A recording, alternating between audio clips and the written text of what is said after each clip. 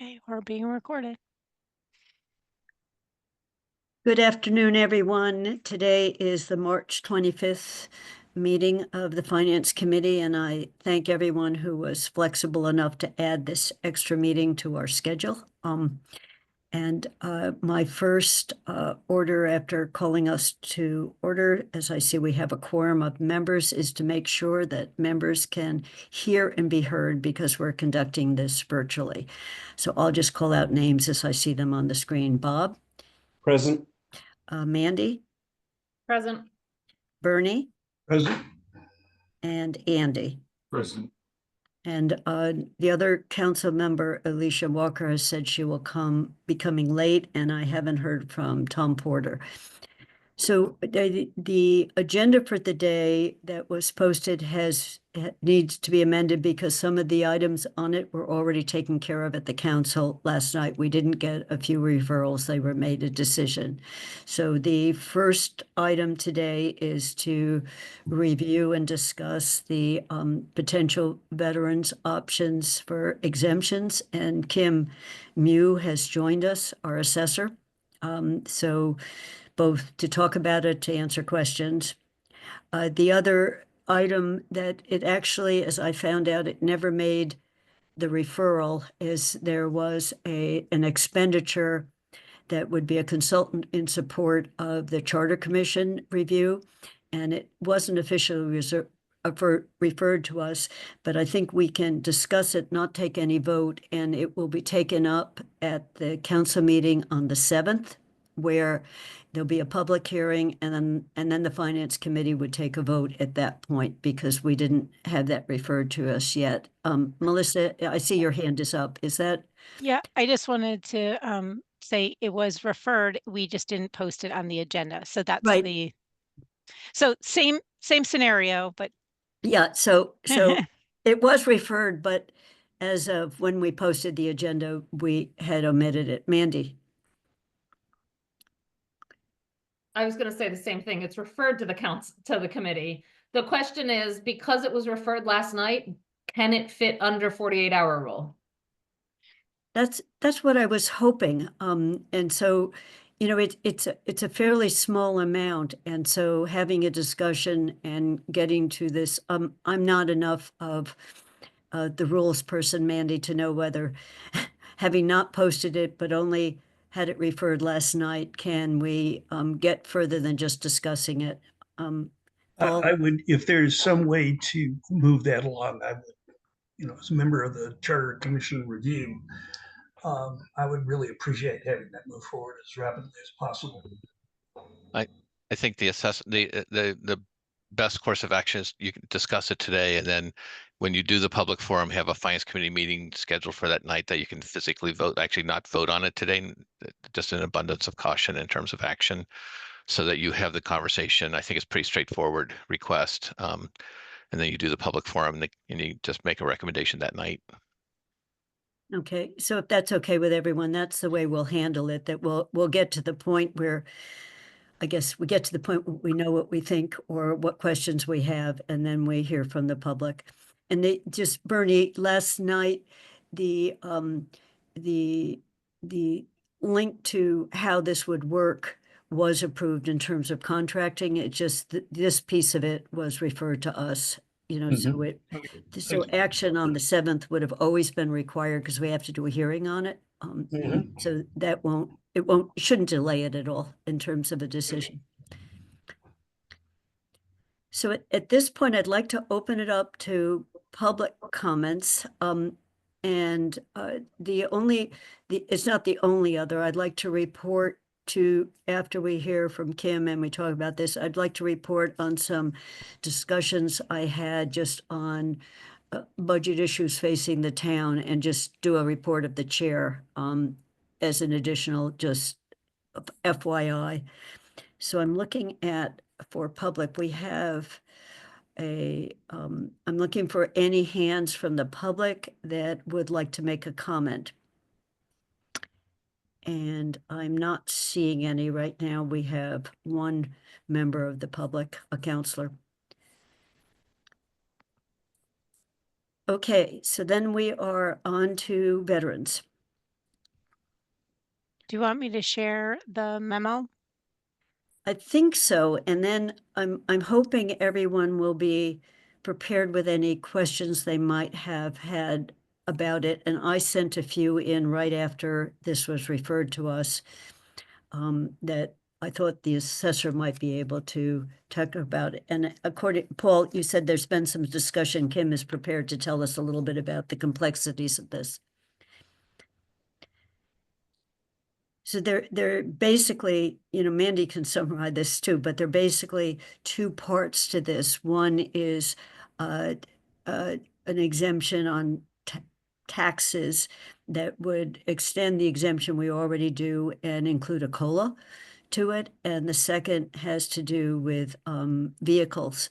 And there's an option that's been allowed on vehicles. And that is my shortest summary of it. Mandy, would you like to add anything to it? So those are the two pieces of something we're not already doing. Yeah, I think you summarized it as best and quickly as it could be. It's a complicated in the weeds thing, which is why all I did to my memo was attach the DOR's Division of Local Services explanation.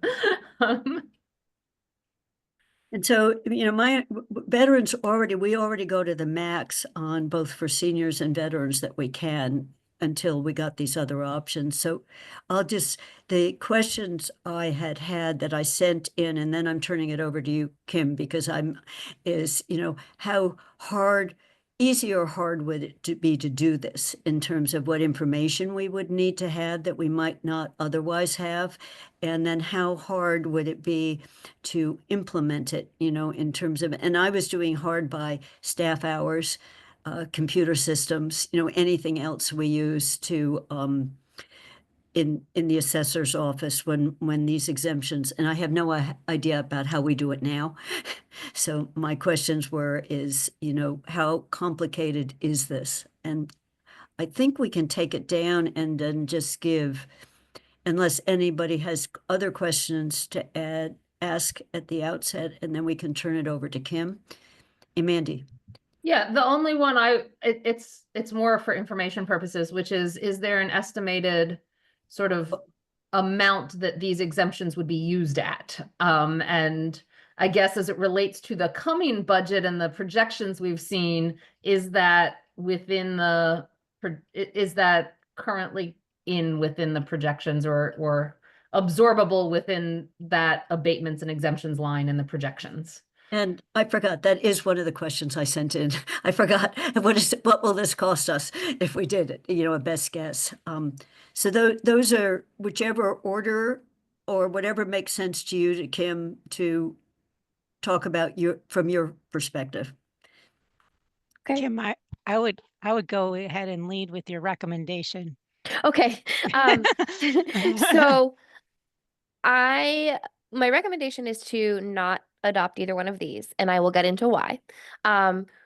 First, I just want to touch on the excise tax because it's the most simple.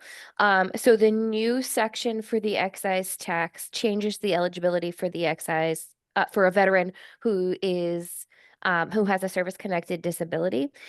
And basically what that means is if you are 100% disabled veteran due to a service-connected disability, you are now eligible for a full excise abatement, regardless of what your disability is for. So before, it had to be loss of limbs, eyes, an eye and a limb, something to that nature, more along lines with the handicap exemption.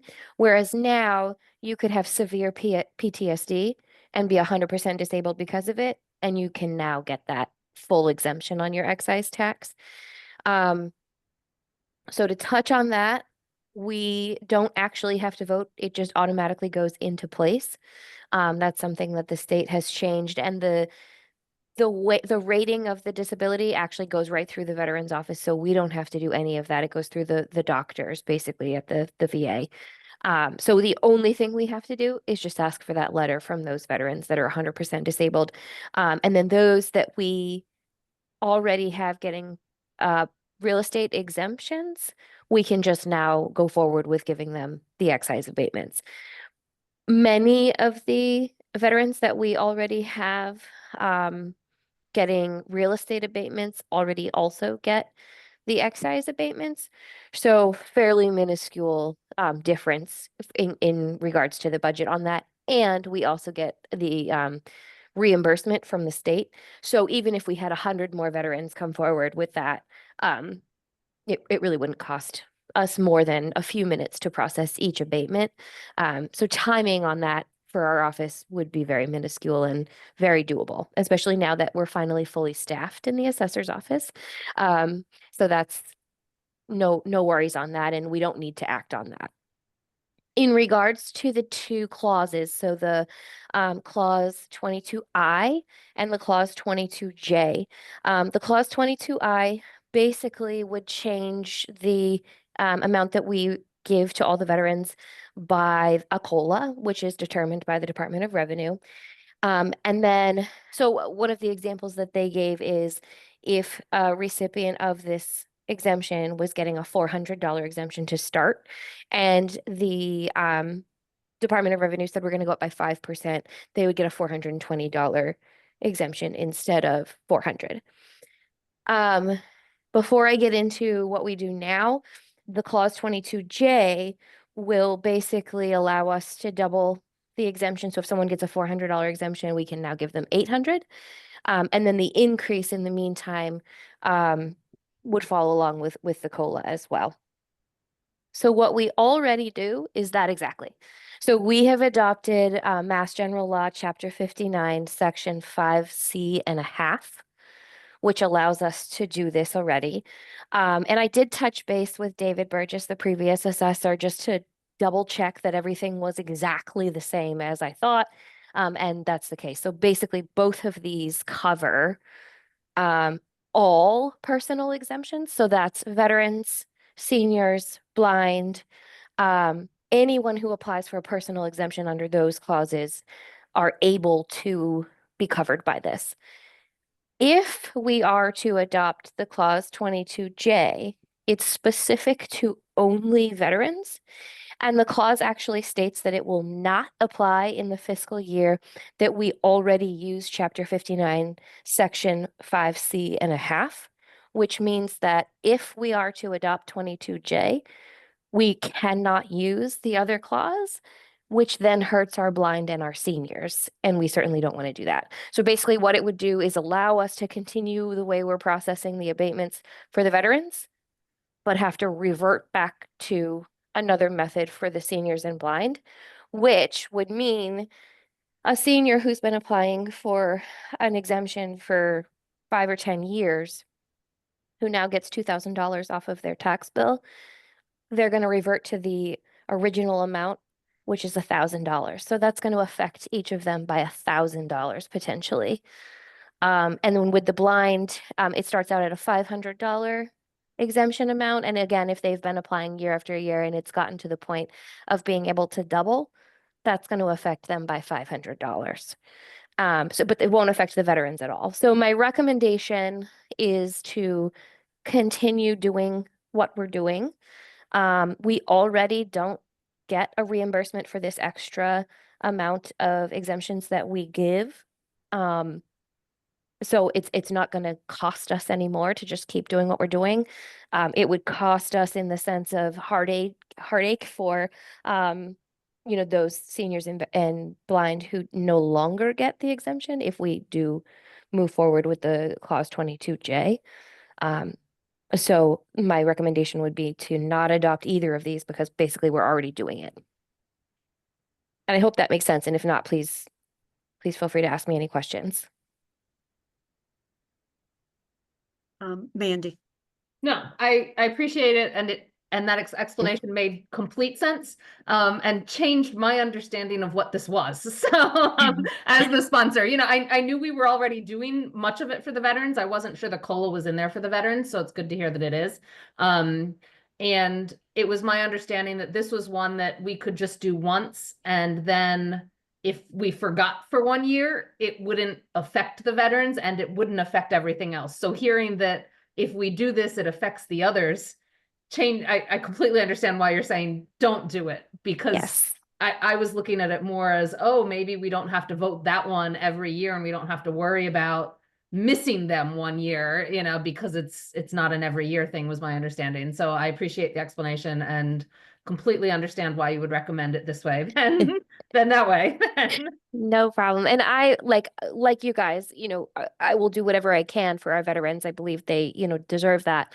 So I did a lot of research when I first found out about this because I was kind of thinking it was an extra exemption to give them more than we already give them, but it does turn out that we are actually giving them as much as we possibly can right now. So I'm glad to hear that as well. Bernie, Yeah, on a personal note, my father was 100% disabled veteran. Sort of got blown up on 10 a.m. So I want to thank you, Kim, for your research on this and your carefulness, and for being showing that extra concern towards vets, and particularly the disabled vets. I know that for somebody who's 100% disabled, my father's car meant all the world. So thank you. You're welcome. And something I can mention too, specifically with the motor vehicles, each veteran is allowed only one exemption per year. So what assessors generally do is if the person doesn't specify which vehicle they would like it to be on, we generally go into the system and look to see if they have multiples, which one is the most expensive, and we choose that one. The only hang up is if they are to get a new car, they do have to pay that excise if they've already gotten the exemption this year. And then if it's a brand new car and it's more expensive, we can switch it next year. But just a little note on how we do that. So I'm taking notes, and we'll also have the Zoom meeting. But what I might want to do, Kim, is just give you a paragraph that I write up so that we can explain that we're already doing it. In fact, you're going over and above, it sounds like, in terms of selecting, you know, with the vehicles, if there's more than one. That was very useful information to have. So it doesn't seem like we're not doing what we can be doing. right. Right. And Yeah, I'd be happy to look at that if you'd like. I did understand the explanation, but I'm not sure I will write it clearly. No problem. I'm happy to look at that. And I'm just saying this because are there any other questions? Then Mandy. Yeah, I guess, is the motion then a recommendation on, you know, I'm trying to figure out, I'm the sponsor here too. So what's easiest for the council and all? Is it a motion from the finance committee that is a recommendation of no action that the sponsor concurs with, and then we put that report out to the council and then nothing ever happens? Or would it be preferred if it gets withdrawn? Like I almost feel like writing that report, Kathy, would be helpful to the council, and then maybe a motion that says the finance committee recommends no action and the sponsor concurs. That's like what that. I think, Mandy. I think it would be good, a motion to take no action. And then the report says the reasons we went that way is because we learned during the meeting that veterans are already getting this. And in fact, one of the clauses would interact in a way that would not work well for seniors and the blind. And then I was going to do the one other sentence. I love the example that if you've got two vehicles, that the assessor goes out of their way to pick the more expensive, you know, to give you the maximum you can get since you can only get one vehicle. So I think that would be good. So it didn't seem like that we just didn't want to do it, that we actually found that we were doing it already. So it will be, you know, that's a half a page to say that, not longer. So Kathy, I also have a printout of the bulletin that actually explains everything, as well as some questions and answers from DLS, and then just my own little notes. I'd be happy to give those to you if you'd like them. Okay, that'd be great. So Mandy, I think that would be the motion then, you know, so that it's not just that you withdrew it, you know, that it can be that the sponsor concurred with the recommendation. So, I won't make a motion since Andy's got a hand. So Mandy? Yeah, I was just curious whether your research indicated any reason that the legislature did this. Was there any legislative history behind it?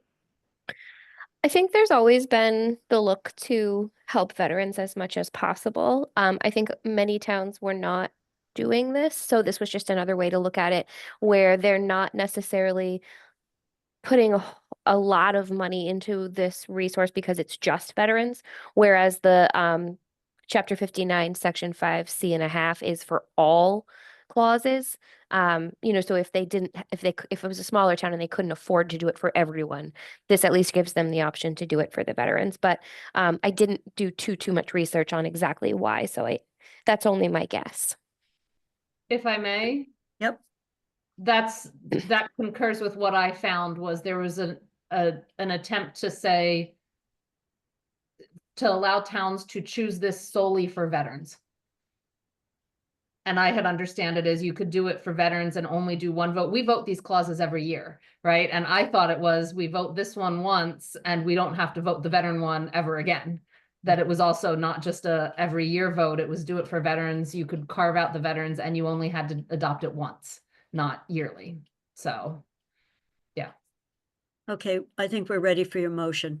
Can I ask one question? Sure. Kathy, would you like me to see if I can find the date that we had originally adopted the Chapter 59, Section 5C.5? Would that help in your report?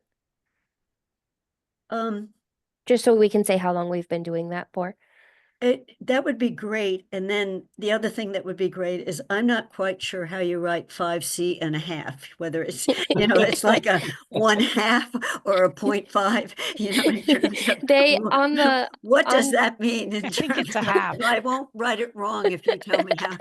on the DLS bulletin, it's actually written with the like 1/2 that's or perfect. 1/2, I should say. And I have seen the statutes that have 3/4 too. Yes. Yes, there's actually a Leave it in 5C and somewhere. 3/4. It's just for those that wonder how you squeeze one more thing in without changing the renumbering of everything else. Well, you could go to 9/10. So we're ready for the motion, Mandy. So I guess it's move to recommend the council take no action on the local option changes for veteran tax exemptions pursuant to the HERO Act. I'll second.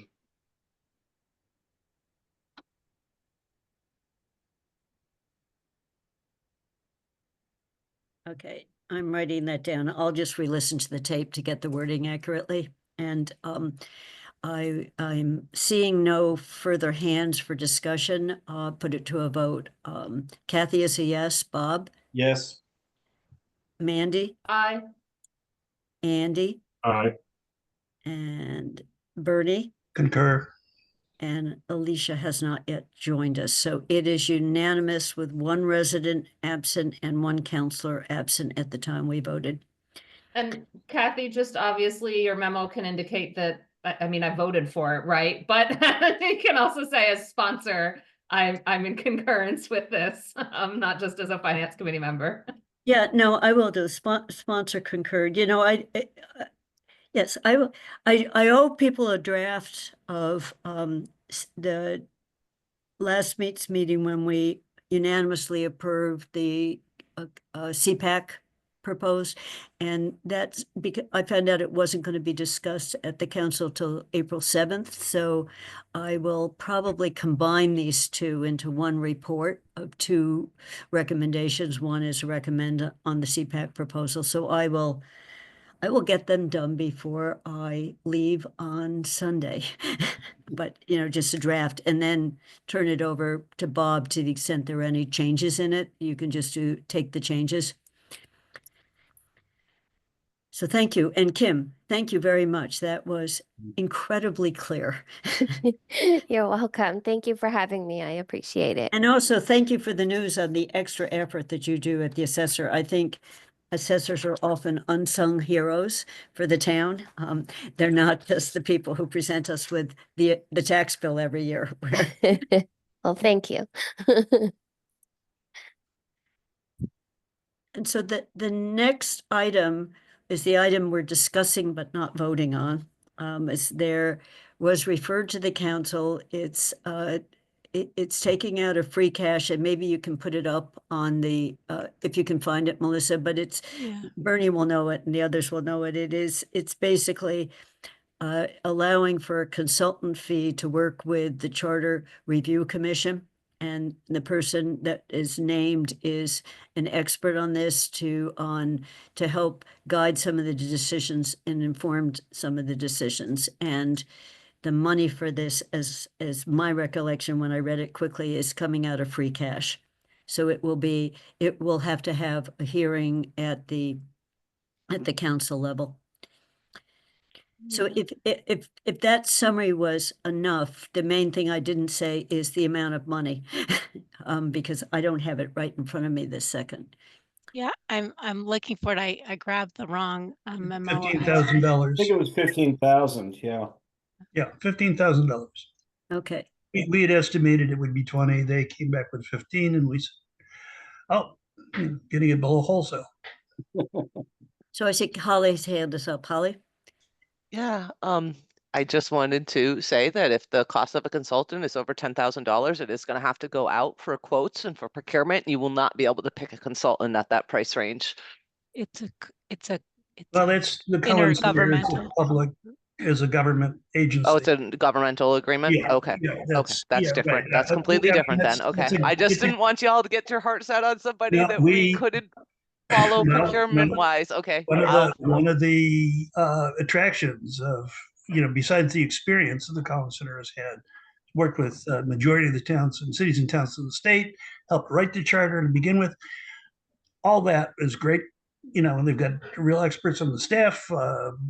All that's the cherry on top of it all is it's a public agency, so we can shake hands. And Okay. Holly, last night, the council voted on the intergovernmental agency piece of it. We said, that's fine, so, Okay.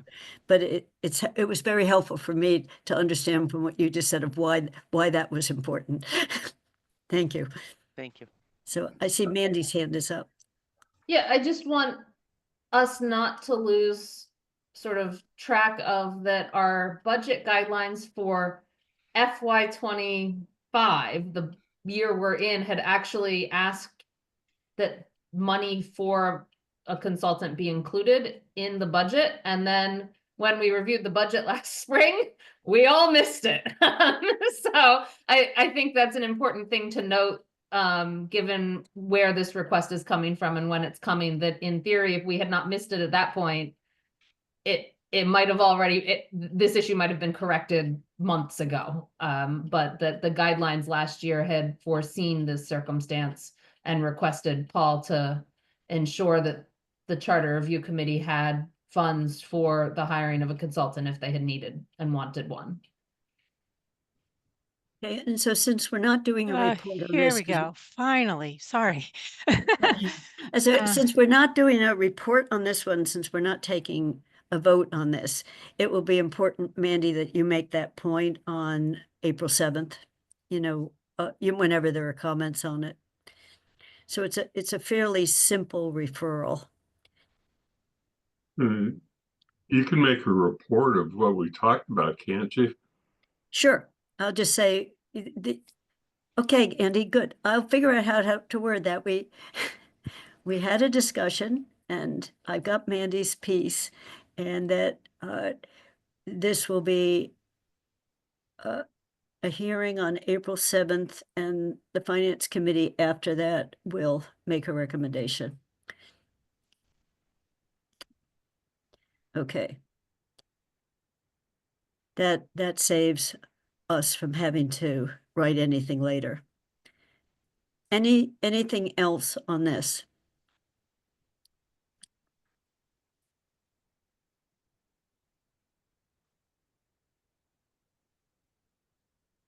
Do you want me to? Oh, you're right. You're not going to do the vote anyway, so. Yeah. So the only, it's not a question about doing this, but does the way this works when we pay for someone, they work whatever number of hours they think they've contracted for whatever duration of time. So Bernie, over in the Charter Review Group, you're careful on how you use their hours, or you spread them out or you focus them. Mhm. Yeah. So I assume that there's sort of a list of things that you didn't have an easy way of getting answers, and this type We're of gonna, we'll put in place a process for, contact, who gets to work with the Collins Center and under what conditions, and who contacts who, because we all know that once you dial the number, the clock starts. That's one thing. The other thing is that frankly, the Collins Center has indicated that they can be generous in terms of saving us time and money by giving us all their work as public documents. And they can pretty easily and very inexpensively generate copies of what they've done for others. So we have samples and examples, and can do some of this. We'll be able to do much of this on our own. Okay. Paul? Yeah, so the scope of services is included with the memo. And so it does say this is an all-in $15,000 fee. And if there are additional fees, they have hourly rates that would apply. So their mission is to meet the needs of the committee.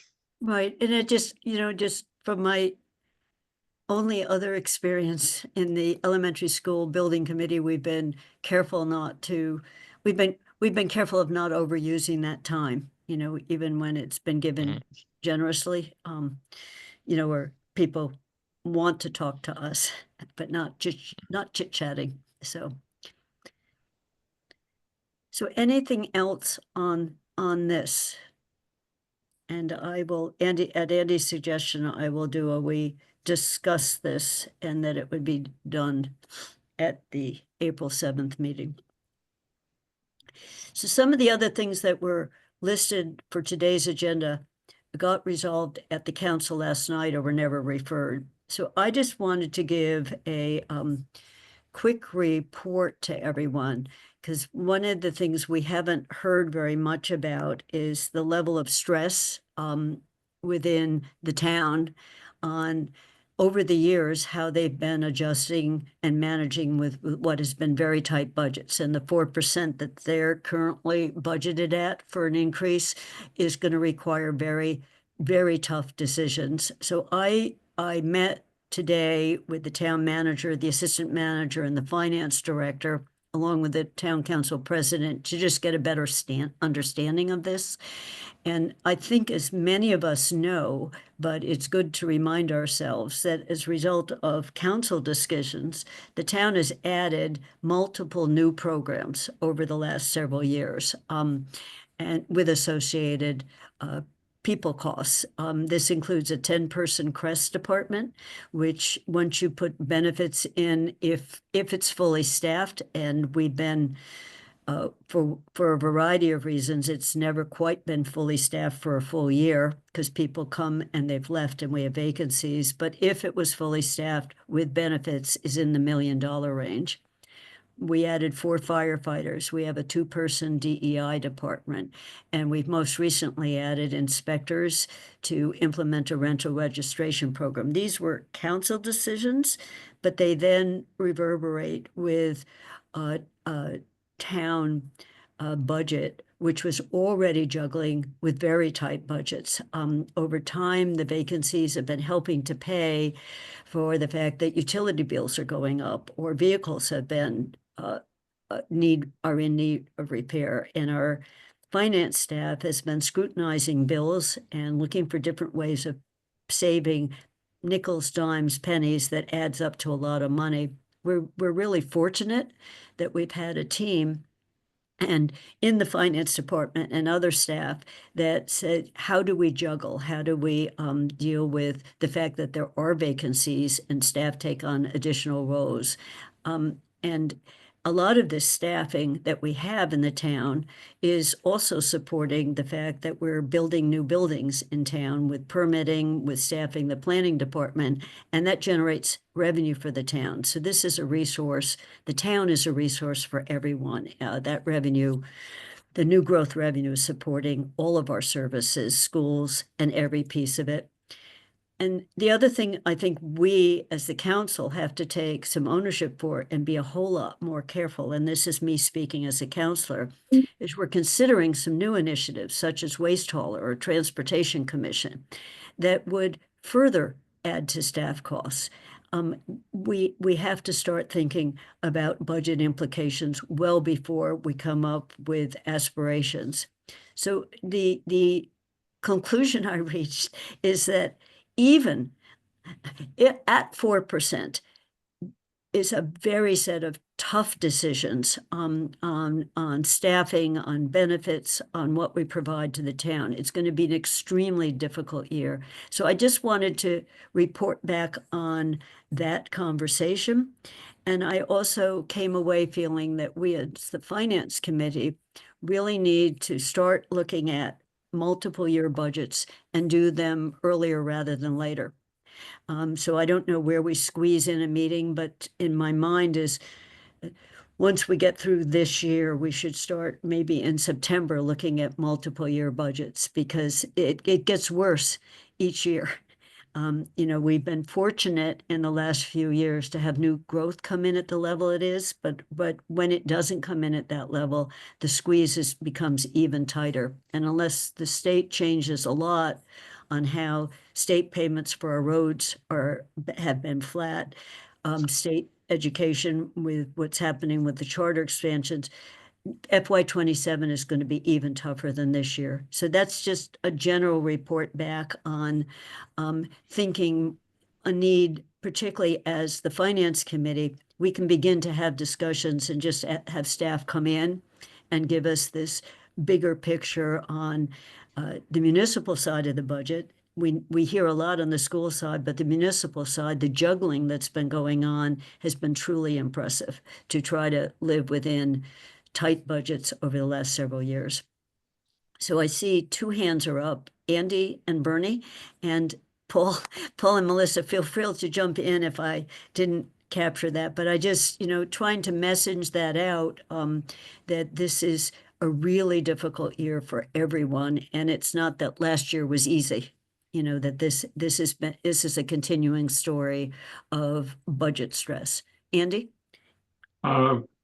Well, you had mentioned the Transportation Commission, and I wanted to come back on that for a second because and Bob is, of course, also on both the TSO committee and this committee.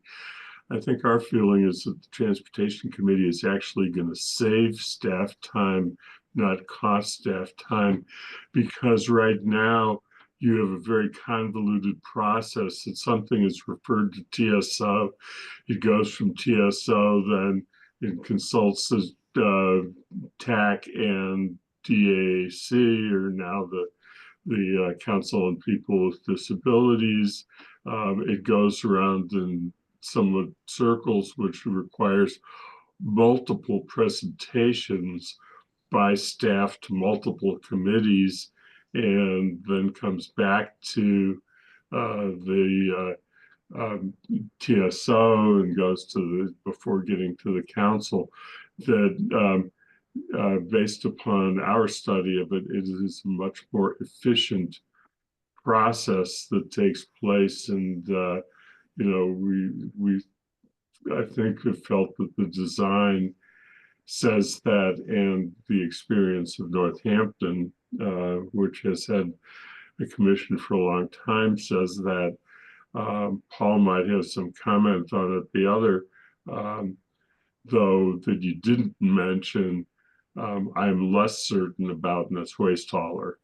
It is possible that waste hauler is going to have require more staff time, though the intent would be to build it into the fees that are charged to people who use the home trash pickup service, that you would build it into what'll be an enterprise fund if it goes forward. But my comment wasn't a conclusion, Andy, as much as if a commission, if the way I'll do transportation, if the way Northampton runs it is staffed, and it's not staff that we have now, we've got to be considering that, in terms of whatever we're looking at, and the same with waste haulers. So you said maybe there's a way of dealing with it, but putting things into the municipal budget is making the municipal budget staffing grow. So it's more an observation that the council is driving some of the stress in the municipal budget unless we're careful. So TSO hasn't come to a conclusion yet, I know on this. So it's more me sitting outside that process saying we should be really scrutinizing it at the very beginning. And we don't always do that. Yeah, I just was wanting to make sure that the Finance Committee report doesn't get to conclusions on that topic when it hasn't really been there's no evidence that I have seen yet that would support that conclusion. It's okay, and I don't think we have to report. This is just me coming and saying this is going to be a difficult year and we've got to be more careful. So yes, and in our guidelines, we said don't take on new initiatives. We've already got that written in the guidelines, so, or be careful. So thank you. Bernie. Yeah, Kathy, I agree with just about everything you said. I'd ask that people take two additional things into account. One, we're a little used to seeing inflation expressed by the cost of the CPI, which is based on a basket of goods and services that a typical household purchases. The town is not a typical household. So inflation in terms of the cost of services, the cost of the stuff the town buys, what the town does, actually runs a percentage or more ahead of the CPI. So if the CPI is at 3%, you can rest assured the town's CPI is 4 or 5%. We need to keep that in mind. The other thing is that we spend a lot of money trying to develop affordable housing, which is great. But our focus is on, can you afford the house? Once you have the house, you have to keep it. And you have to pay all the costs associated with that house, which are property taxes, water fees, sewer fees, any kind of other payments or fees that you have to make because you own the house. So if you're gonna say we're gonna put all this money into affordable housing, but we're gonna charge you more to take out your trash, you're working against yourself. The same thing, we have to keep in mind that all those costs, and the fact that Amherst is kind of a high cost community, trying to find somebody who can do work for you on your house or your property tends to be a challenge in Amherst. If you have to pull permits to do work on your property and the permit structure is fees are high, that dissuades people. So two things. One, inflation for the town is far greater than inflation for the average family. And two, if we want the town to be affordable, we have to take into account the cost of community services as well as the cost of housing. That's my, I'll get off my soapbox now. Alicia. Thank you, Kathy. I don't have anything to add to this conversation, although I am in agreement with most of what you proposed. I just wanted to announce my presence. Okay, well, welcome. Thank you. Thank you. Paul. Thank you. And Melissa, I'm sure will want to weigh in as well. So I think one of the conversation after listening to your conversation last night, so one of the things the counselor said was that we don't really know what it means to be looking at a $500,000 deficit on the town side. What does that really look like? And we feel ill-equipped to respond. And open ears by the counselors, but we haven't been giving you information along those lines. And we are hearing it from the school district, and it's really hard, that we see the real hardships that the school is going through.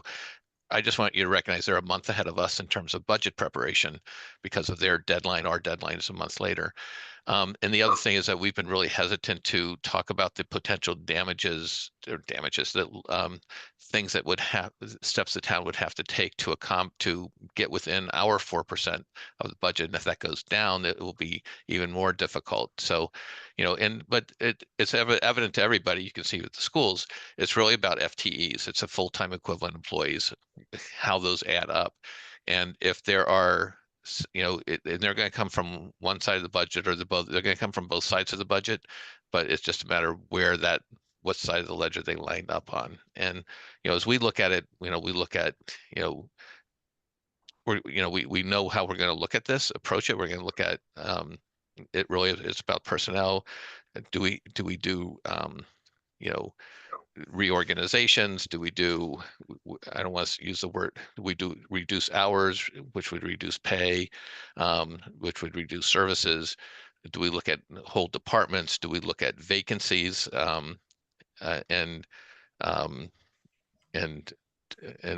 So all the things that are on the table that we are actively having the conversations at the finance level, but not with our department heads at this point in time, but that will happen very, very soon. So that deficit remains, and it's going to be there until we start to come up with how we're going to approach those reductions. And if that deficit is doubled, then it's going to be even more severe. The intention is not to play games with this. We will prioritize the highest values of the community, in my sense, which is public safety and the core services that we have to provide, and then move from there. So, and Paul, just on terms of the stress, and I just had to do a back of the envelope to figure it out, but my best estimate was $500,000 on the town and health insurance cost increase. So I was just trying to say that in addition to, there's, as Bernie said, there's wage pay is going up, cost of X, Y, or Z, but so the amount that's in the 4% that right off the bat is health insurance, unless there are fewer people. It's just it compounds the problem over time. Mandy? A couple of thoughts, without totally getting into specifics. The first one is after, this is sort of my 7th budget season, I guess, on the council, along with many others that are sitting on this committee. And that difference in schedule, I think, is something we as a council have to acknowledge and recognize as we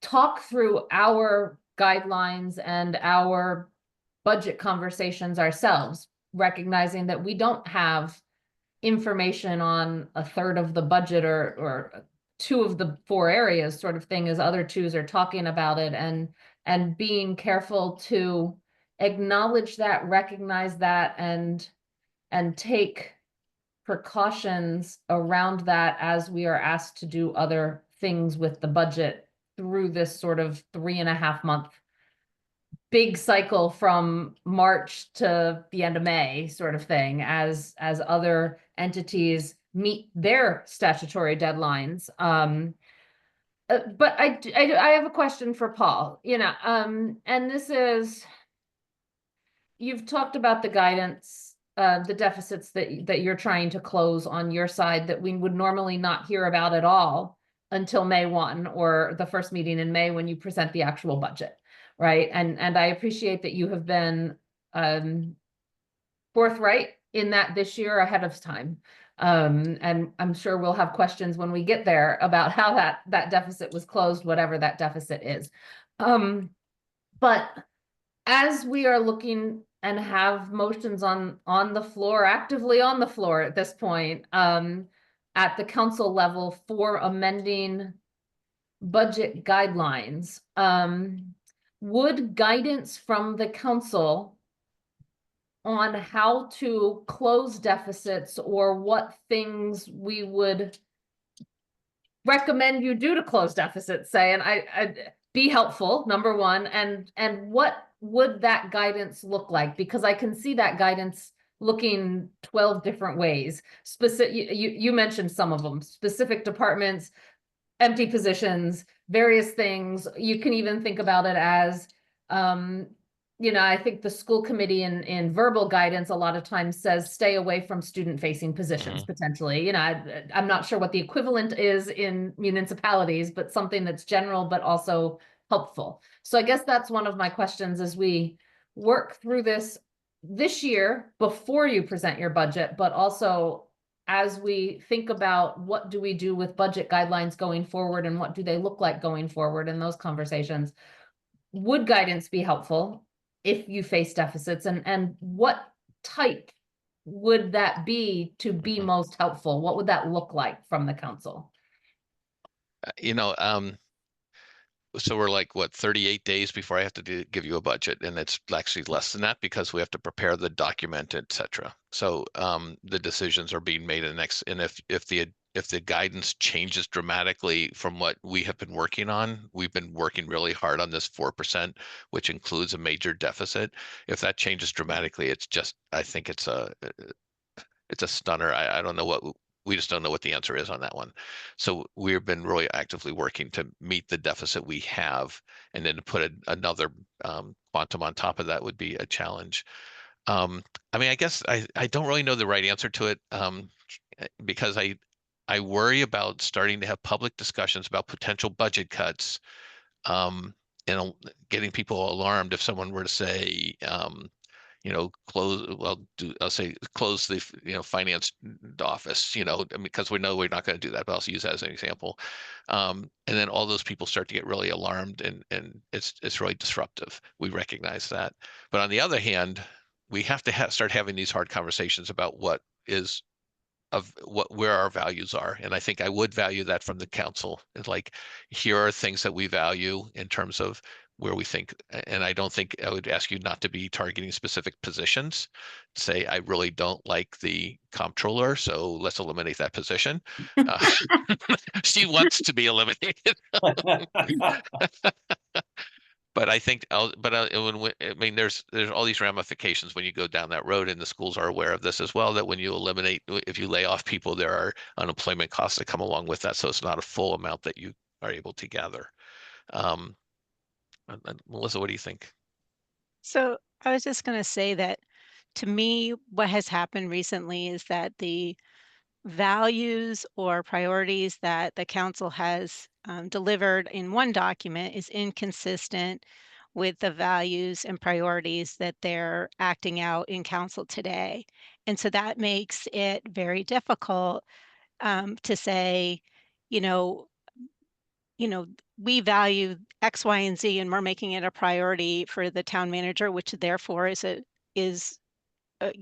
through the budget, we must meet those priorities, and then say, oh, actually, we want all the money to go here. And so that there's a disconnect in those two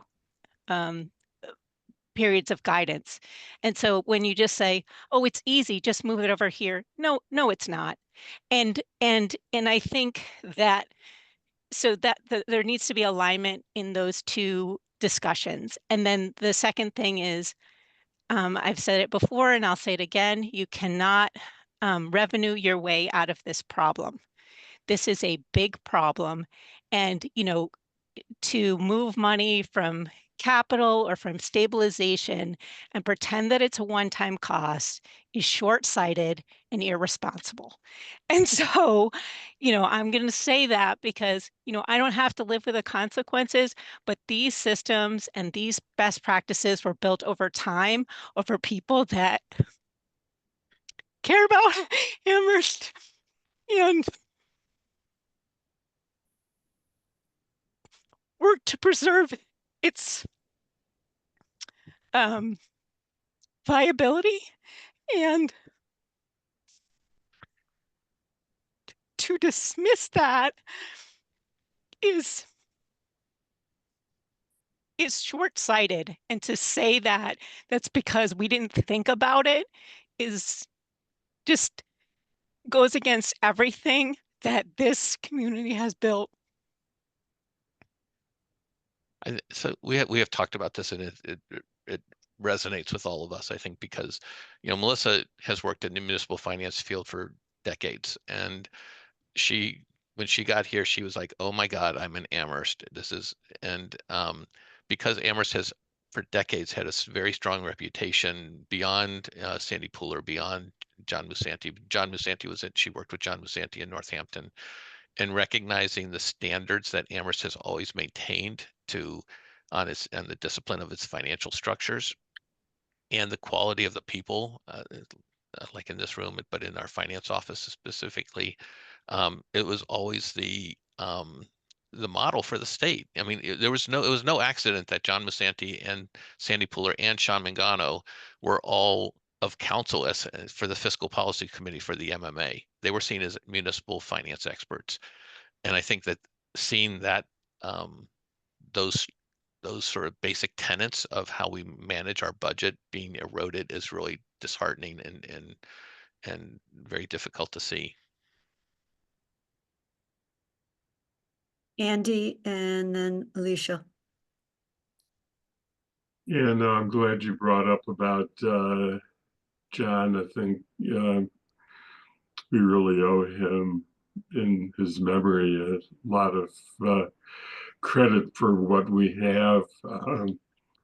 Our fiscal policy, financial policies manual, really he gets the credit for that because he did the drafting, brought it to the finance committee. We talked about it, but it was what he brought to the committee, not the other way around. The reason I raised my hand, though, is a different topic, and that is that another thing that concerns me, I don't say another thing that concerns me is that we hear comments from the public in which they make choices they think are, this isn't of value. And it's difficult because I don't think that they have, most of the people who say these things just don't really understand. And I think that two of our public safety departments get this all of the time. And it concerns me because one is the police department and, we're overstaffed in the police department. Well, if anything, we're understaffed in the police department, and they really have done magnificent to do what they do, but they couldn't do with less and safely staff. And the other is Cress. I think that there's, because I get comments on the street, I haven't heard it as much in public meetings, but I get people who come to me in various locations and say, gee, I read that in the newspaper about Cress, and isn't this failing, and why are we continuing to do this? And I think that both of them concern me when that happens, and I try and respond to individuals, but I do get concerned about those kinds of comments that are made by people who think that they know the answer, but they don't really understand the complexity of what they're saying. Alicia. Thank you, Kathy. So I did just want to take a moment to thank you, Melissa, and everyone else from the finance department for all of the hard work that you all have done over the years. Amherst's reputation itself is a testament to all of that. Oh, you broke up, Alicia. I totally agree. Sorry. When you talk, Can you I didn't mean to cut you off, Alicia. Were you just beginning? Yeah. No, it's okay. Sorry. I think I broke up for a moment, but I just wanted to bring that up because I know we have talked about the school reputation and the changes that are happening there. And that is not the fault of any person in this town. And I don't even think it diminishes our overall reputation. Like Amherst is still a place where people want to live here, right? Like the residents who came out last night and who were concerned, they want to stay here. Like I don't think people want to leave this town. And so I think we are in an unprecedented time. And I think our community is just calling for us to look at everything with a fresh set of eyes. And even if that means the changes they're asking for aren't made, I think we owe it to our community to thoroughly look at these things and see, you know, where can things be done and where can things not be done. And so that's why I think Kathy's suggestion of looking at the budget for multiple years is going to be critically important at this time, for us as a council, for us as a town, but also for our community, because our community has been harmed, right? And healing requires transparency and understanding and education. And the budget is extremely complicated for people to understand.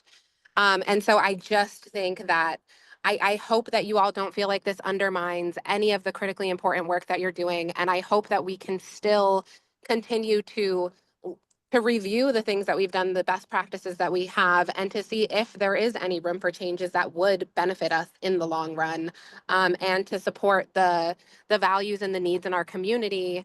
And I did just also want to say, I think, Paul, you said something about community safety being a value, a priority in our community, and I agree. And I think that that's holistic. And I think taking care of our youth and our is part of making sure our community is safe. And so how do we take into account all of these values and priorities, and how do we make sure that we are continuing and sustaining our reputation and valuing the work of our people? I think it's a really hard task. So this is mostly just a comment. I don't think I need a response, but I did want to say thank you all, and that this is a hard conversation. I think we need to keep going in this direction that we're going. Paul?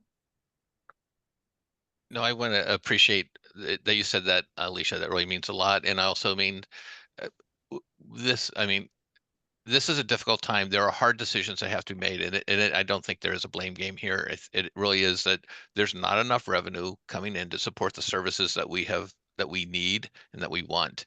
And so that means we have to make some very difficult decisions.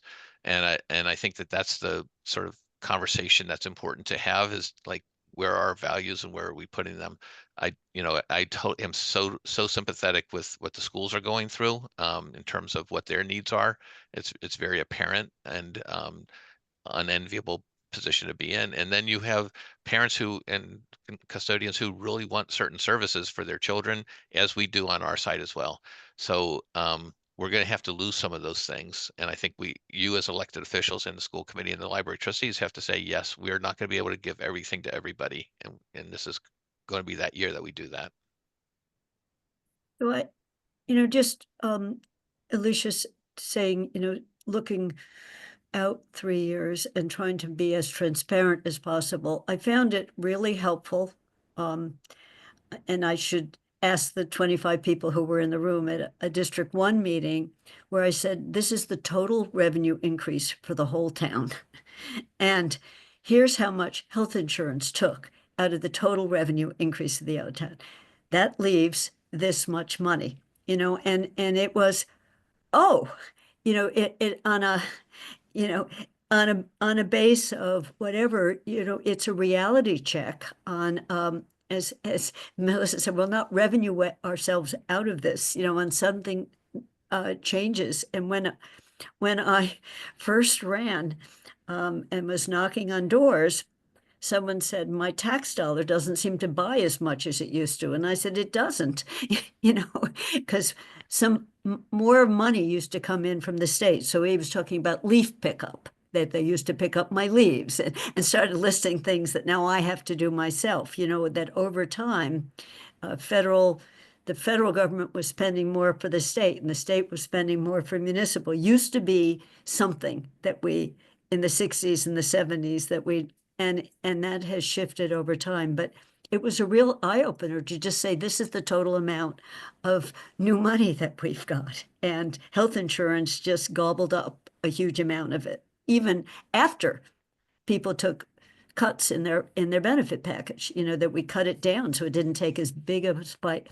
So I think sometimes taking something complicated and making it simpler helps to start a discussion on this. So we were asked actually to do our meetings more often. So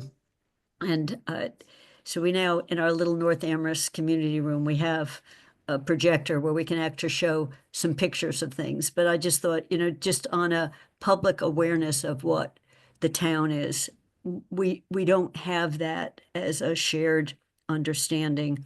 And people did get it, you know, they were asking back and forth on it. So it was a good discussion that we had. Again, with no solutions, but it was an understanding of how difficult the decisions are across the board. So I don't know, you know, I thought this might be helpful just to at least have this, you know, we've talked about this for half hour, 45 minutes. So we don't have anything before us to have to be making a concrete decision. And our next meeting, in theory, is April 1st, but I'm not sure that we have anything. You know, I'll double check with Melissa and Paul, but we may be able, because we've had this meeting and we did veterans, we may be able to skip that meeting and go to the meeting after that. And we had said only April, that was an only as needed meeting. And I haven't got from Lynn yet when are we going to do the hearing on the budget? Mandy, you had suggested adding a meeting in the middle of May. You know, it would be a special council meeting. So that would be the only other, otherwise you have what you saw last week, I juggled the Thursday time slots so they didn't conflict with CRC, and I think I did it correctly. So some Thursdays are in the afternoon. So that is the meeting schedule, and we don't yet have, the town will tell us which departments come in first and second. And Mandy, I did ask the question about water and sewer rates. If that department was coming in for rates, should they come in also for the budget then, or do we hold the rates till they come in so that Guilford naming? So I don't have an answer for that yet, but you know, I just figured the town will figure out what the scheduling of staff is for which pieces of things that are coming. So that is the schedule as I know it. So Mandy, your hand is up. I don't have anything new to report, is the shorter way of saying it. Yeah. On scheduling, I had a question that I was leaving to the manager and future agenda items that we didn't get to last night. And it relates to the capital vote at the regional school committee, because there is a 60-day timeline that if we don't, I mean, we don't have, it's a pocket approval if we're not rejecting it. So we don't have to vote to accept it, right? It's not a pocket rejection, it's a pocket approval. That 60 days is May 13th. Is there a plan to have the budget hearings and the votes before that? Or at this point, is the plan kind of a pocket approval plan? And you know, because with if your intent is to present the budget on our May 5th meeting, you'd almost have to hold whatever forum you need that night to get the vote in that night, because otherwise we don't have a council meeting before the 13th when we have to vote it.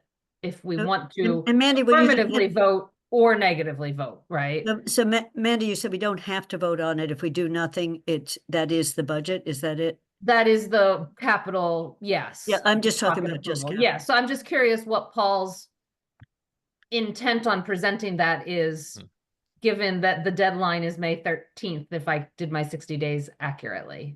Yeah, so it is, this is the capital plan for the regional school district unless you object. And we haven't really dug into it deeply, but I don't think we have any objections to it. But that's a really important point to mention, that 60 days clock is ticking. So we'll talk about that internally and see if there's something we want to bring to the council, or if the council wants to schedule it, it could be something the president puts on the agenda no matter what. Thanks. Andy? One is, I don't think that we've ever had a forum for the regional school budget. And so that would be unprecedented to do that. I would recommend keeping the April 1st meeting scheduled, because we don't know what might come up for the April 7th council meeting, and whether there's anything that we will want to take up. And the other reason is that And when I made the suggestion last night that the schools really would be wise, regardless of how the vote came out last night on the assessment method, that they might want to think about a 4-town meeting, and gave reasons why. I saw Sarah Bess was taking notes as I was speaking, and she obviously was thinking about that. So we have to be aware of that possibility. And I think that it would be actually, in my opinion, sound if they. I think the issue, Andy, is April 1st comes before the April 7th council meeting. That's why I said keep it on the schedule, don't cancel it. I'm just, okay, it will be sitting there with no agenda item. Yeah, and you can cancel it later. Yeah. And it's just, you might need a meeting on the 8th. I'm not going to be here that week, but I'm just saying right now, there's nothing on that agenda. So, and there may be movement in the other 4 towns. You know, what would be the most wonderful gift we got is if everyone's willing to accept the regional assessment method as the method. I mean, that would be a gift, right? I mean, at least that issue would be resolved. So I won't cancel the April 1st. Melissa has it already booked and it says veterans under it, and we can remove that from it. And then the meeting after that is the 15th. With, again, there's nothing listed. It's just we can make sure we've at least held the slot so people know on the calendar that there's a finance committee meeting. When were you going to, were you going to just do it yourself, or were you going to have the committee talk about who's going to take which sections of the budget after May 1st? I thought April 15th would be great, but if people would send me in, Bernie already said that he would take either general budget or you can speak for yourself, general budget or DPW and enterprise funds. So he said these are the 2 he'd be happy to take. And no one else sent me in anything, but if people send me in their preferences, if it magically works, I can just feed it back to you. I will take whatever is the remainder. You know, in terms of departments. So you have the clusters, you know, the police and fire were on a same day, you know, so if people have a preference of what they want, if you just send it to me, then I can feed back to people that 2 people wanted the same thing, or, you know, what are the blanks? That might be better than having to take a meeting to sort it out. It might be efficient. And then by the 15th, we would have everybody lined up. That would be my suggestion of a way to do it. Alicia?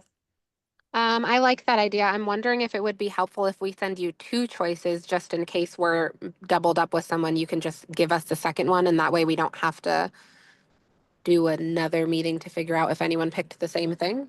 That's brilliant. So give me my number 1 and my number 2, and then it would be magical if 1s and 2s all meshed so that we got everyone. And as I said, I don't know yet what day each of them will be at. Paul's team will have to figure out what the scheduling makes sense. And I forget whether, I think it was Tom who said there was 1 week he wouldn't be here, you know, so the scheduling might affect which department people or cluster people can take.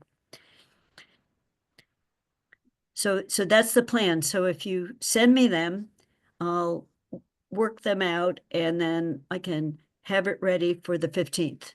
Or I can have it ready, Andy, if everyone sends them right away, I could have it ready for the 1st. But anyway, I can have you know, this is the potential, how the topics would be divided among the finance committee members. So 2 choices, 1s and 2s. Anything else for today? Then I will make a motion to adjourn. Second. And going around the room, Kathy's a yes. Bob? Yes. Mandy? Aye. Andy? Bernie? I see you saying yes, but I didn't hear you. Let me try that button instead of the other one. Yes. Okay, and Alicia? Yeah. And again, I want to thank the extra effort that in terms of called the number of staff people you had here today. And Kim, tell her she was just terrific. Mhm, You she know, was. she was clear and thoughtful and responsive. So she was fantastic. And thank Melissa. She clearly loves this town. And that came across. She's right there. She heard you. Oh, she's still, oh, so Melissa's still up in my corner. Thank you, Melissa. Melissa, that it was so heartfelt, and I think we all really appreciate that. We probably work too hard on hiding the emotional stress that's going on inside our bodies as we're working on difficult issues. My father always told me I couldn't go into courtroom because I burst into tears all the time. So I trained myself not to do that. But anyway, I think we are adjourned, and thank you, everyone, and have a good time next week if you meet. Yep. Have a good holiday. Have a good trip. Will do. Bye.